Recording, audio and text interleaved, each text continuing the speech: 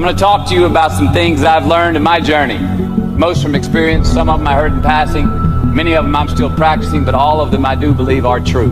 Life is not easy. It is not. Don't try to make it that way. Life's not fair. It never was. It isn't now, and it won't ever be.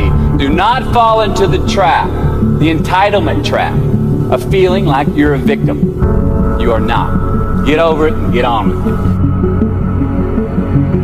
So the question that we've got to ask ourselves is what success is to us. What success is to you. Is it more money? That's fine. I got nothing against money. Maybe it's a healthy family. Maybe it's a happy marriage. Maybe it's to help others, to be famous, to be spiritually sound, to leave the world a little bit better place than you found it. Continue to ask yourself that question. Now your answer may change over time, and that's fine. But do yourself this favor. Whatever your answer is, don't choose anything that will jeopardize your soul.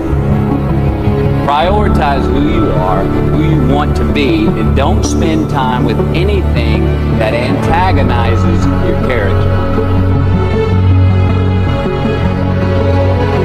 Be brave, take the hill, but first answer that question, what's my hill? So first, we have to define success for ourselves. And then we have to put in the work to maintain it. Take that daily tally. Tend our garden. Keep the things that are important to us in good shape.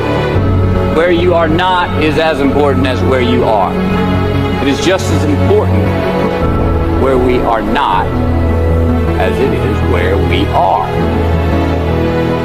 Look, the first step that leads to our identity in life is usually not, I know who I am.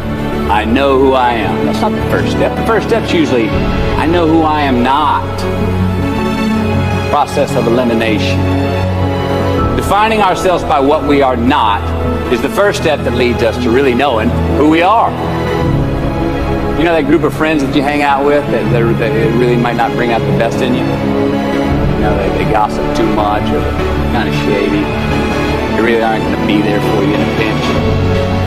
Or how about that bar that we keep going to that we always seem to have the worst hangover from? Or that computer screen, right? That computer screen that keeps giving us an excuse not to get out of the house and engage with the world and get some real human interaction.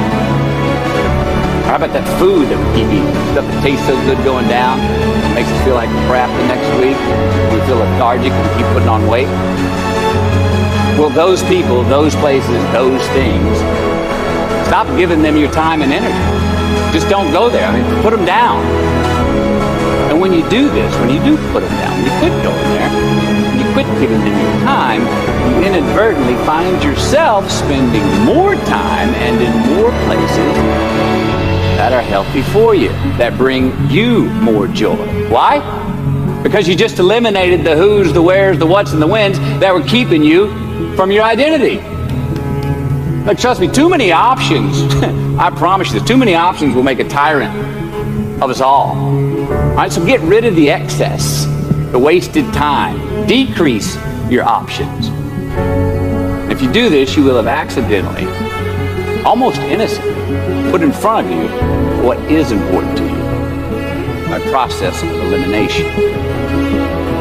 Knowing who we are is hard. It's hard. So give yourself a break. Eliminate who you are not first, and you're going to find yourself where you need to be. Instead of creating outcomes that take from us, let's create more outcomes that pay us back, fill us up, keep your fire lit, turn you on for the most amount of time in your future. We try our best, we don't always do our best. Well, architecture is a verb as well. And since we are the architects of our own lives, let's study the habits, the practices, the routines that we have that lead to and feed our success. Our joy, our honest pain, our laughter, our earned tears. Let's dissect that and give thanks for those things. And when we do that, guess what happens? We get better at them. And we have more to dissect. Be discerning. Choose it because you want it. Do it because you want to. We're going to make mistakes. You got to own them.